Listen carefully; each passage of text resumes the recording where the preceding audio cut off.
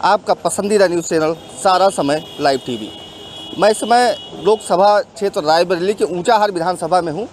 ये कांग्रेस कार्यालय है जहां पे मैं मौजूद हूं और यहां पे हर वर्ग के लोग इकट्ठा हैं और काफ़ी उत्साहित हैं चुनाव को लेकर। हम उनसे एक एक करके बात करेंगे कि उनके मन में क्या चल रहा है और चुनाव को किस नज़रिए से देखते हैं। तो सबसे पहले आपका परिचय जानना चाहेंगे। मेरा नाम शाहजू नकवी है। लोकसभा चुनाव एकदम सर पर है, क्या कंडीशन है, क्या कैसे चल रहा है? देखिए क्या सर पे क्या है, चुनाव राहुल गांधी जी लड़ रहे हैं और हम खुशनसीब अपने आप को मान रहा है, रायबरेली ज़िला अपने आप को खुशनसीब हर एक वोटर मान रहा है कि अब की हम प्रधानमंत्री चुनने जा रहे हैं। नगर की मुश्किल से एक सप्ताह का टाइम बचा है जी।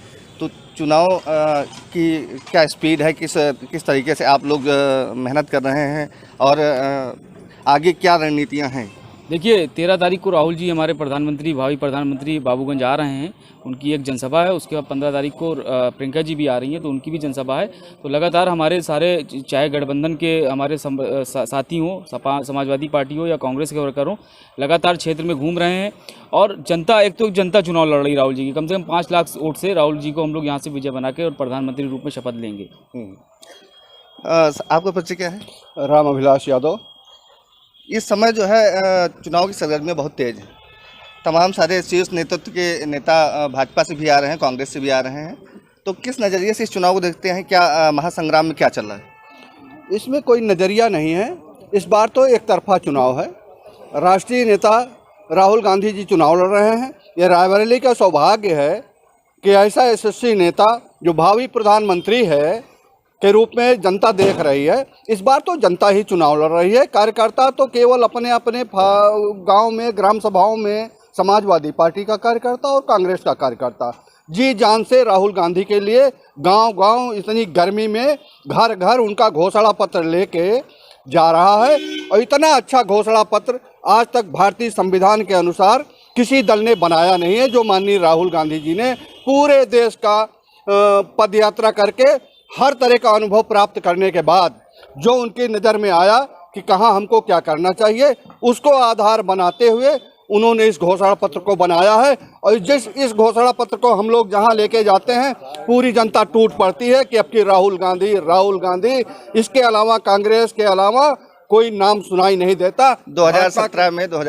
जो है यहाँ आपकी भी सरकार रही, पुराने समाजवादी पार्टी के आप कार्यकर्ता हैं।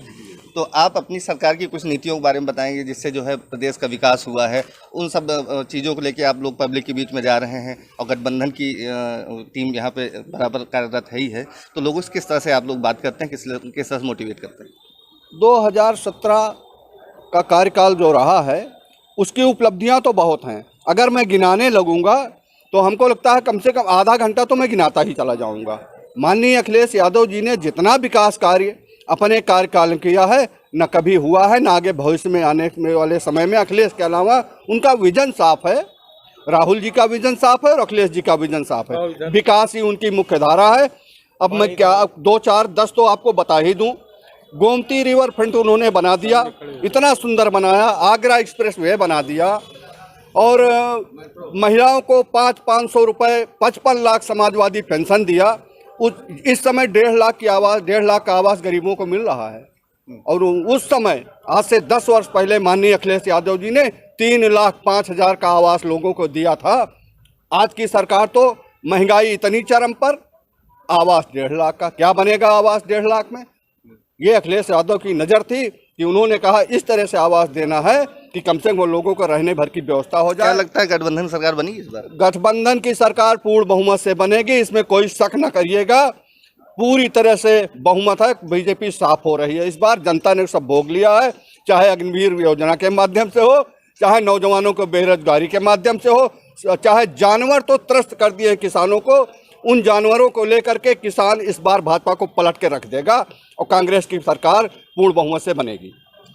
जैसा कि आप देख सकते हैं कि चिलचिलाती धूप है, कड़ाके की गर्मी है। तमाम सारे कार्यकर्ता हैं जो पूरी तरह से तन-मन से लगे हुए हैं, उत्साहित हैं। हमारे साथ एक वरिष्ठ कार्यकर्ता हैं, कांग्रेसी नेता हैं, तो हम इनसे जुड़ेंगे और बात करेंगे। पूरा परिचय बताएं। अरुण सिंह, वरिष्ठ कांग्रेसी ऊंचाहार। चुनाव सर पर है, 4 दिन का चुनाव और 4 दिन शेष हैं, लगभग 1 हफ्ते शेष हैं। तो क्या लगता है कि ऊंचाहार विधानसभा में स्थितियाँ क्या हैं? एक तरफा चुनाव, यह चुनाव हाथी और शेर और बकरी का चुनाव इस समय समझो। हम लोग जिस गांव में जाते हैं न कोई भाजपा न कोई कांग्रेस, सब राहुल गांधी के लिए तैयार है। यहाँ नेता नहीं चुनाव लड़ रहे, यहाँ की जनता चुनाव लड़ रही है। जिधर देखो सारी जनता राहुल गांधी कर रही है। आज प्रमोद तिवारी जी जो है आपके ऊंचाहार विधानसभा क्षेत्र में उनके तमाम सारे कार्यक्रम, तो क्या लगता है ब्राह्मण वोटर का क्या रुझान होगा? ब्राह्मण वोटर टोटल मेरे साथ है, यादव मेरे साथ है, ठाकुर भी मेरे साथ है, हमारे साथ हर समाज के लोग हैं। यहाँ लोग राहुल गांधी को जिता के भेजेंगे तो एक ऐतिहासिक जीत होगी। तो जैसा कि आप देख सकते हैं कि स्थितियाँ बिल्कुल साफ हैं। हमारे एक वरिष्ठ समाजवादी नेता हैं, हम इनसे भी जुड़ेंगे और जानेंगे कि क्या चल रहा है। पूरा परिचय बताएं। राम जयवन यादव, समाजवादी पार्टी पूर्व सचिव। लोकसभा चुनाव किस नज़रिए से देखते हैं, क्या चल रहा है? लोकसभा चुनाव में नज़रिया नहीं, ये तो एकदम स्पष्ट है। एक छोटा सा बच्चा जानता है कि गठबंधन की बयार चल रही है। राहुल गांधी जी यहाँ से चुनाव लड़ रहे हैं। राहुल गांधी के लिए कार्यकर्ता, गांव की आम जनता चुनाव लड़ रही है। क्योंकि समाजवादी पार्टी और कांग्रेस का गठबंधन है तो दोनों दल के कार्यकर्ता पूरी ताकत से चुनाव। अच्छा, भाजपा सरकार किन मुद्दों पे फेल हुई है, कुछ बताना चाहेंगे? अरे भाई, भाजपा सरकार झूठों की सरकार है। सबका रोजगार भी तो रोजगार का वादा किया, रोजगार नहीं दिया। गांव में किसानों को जो है नौकरी दे दिया, रात में जानवर ताकें, फसल चढ़ जाती है। इनका कहना था कि किसानों की आय दोगुनी करूंगा। जब किसान की फसलें चाट गए सारे लोग तो कहाँ से दोगुनी हो गई। इसी तरह तमाम बेरोजगारी और तमाम तरह की बातें हैं जिससे जो है कांग्रेस सरकार फेल हो गई। नोटबंदी जो हुई थी, नोटबंदी से देश को क्या फ़ायदा हुआ, क्या कहना चाहेंगे? नोटबंदी देश को कोई फ़ायदा नहीं हुआ, नुकसान हुआ। पूरे देश के आम आदमी गांव का लाइन लगा दिया। तमाम लोगों के शादी विवाह जो है नहीं हो पाए इसी चक्कर में।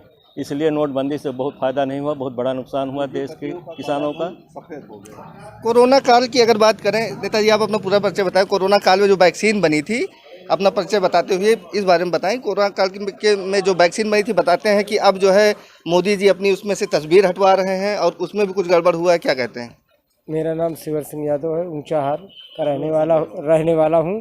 जो कोरोना काल में हिंदुस्तान की वैक्सीन बनी थी जिसमें मोदी जी का फोटो था, उस वैक्सीन में गुणवत्तापूर्ण नहीं थी, इसलिए पूरे देश में विरोध हो रहा है। उसमें कुछ खामियां हैं, कुछ लोगों को जो है हार्ट अटैक हुआ है। इसकी वजह से कि पूरे देश में विरोध ना हो चुनावी समय में, वो अपना फोटो और वैक्सीन वापस ले लिया है कि जनता में अच्छा संदेश जाए। लेकिन आम जनता ने मन बना लिया है कि इस बार पूरे देश में इंडिया गठबंधन की सरकार बनाएंगे और बीजेपी को भगाएंगे। चूँकि हिंदुस्तान में बीजेपी के लोगों ने आम जनमानस को रोजगार दे दिया। यूपी में दे दिया कि रात भर किसान जागेगा, दिन भर खेत में तागेगा और पैदा कुछ नहीं होगा, सारे छुट्टा जानवर चढ़ जाएंगे।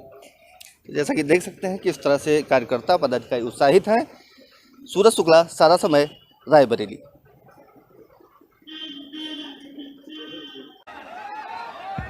हमारे बीच में आदरणीय हमारी नेत्री आदरणीय प्रियंका गांधी जी बहन हमारी, आप इनको बहुत छोटे रूप में देखा था। 10 वर्षों की उम्र में जब ये थी तब राजीव जी के साथ आई थी यहाँ पर, और आज इसके बाद इन्होंने 1999 में आदरणीय सोनिया जी का चुनाव लड़ा पहली बार, और उसके बाद आप लोगों ने देखा कि अपने जीवन के तरह बसंत इन्होंने आप लोगों के बीच